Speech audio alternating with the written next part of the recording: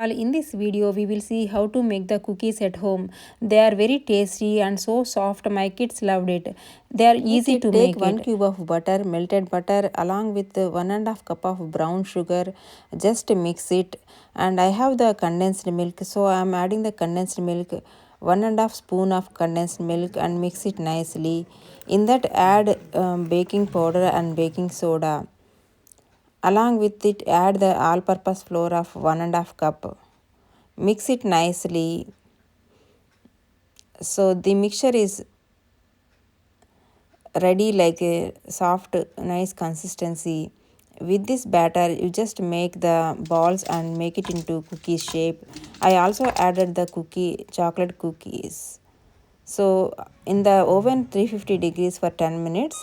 Within 10 minutes the cookies are baked nicely and they are so tasty.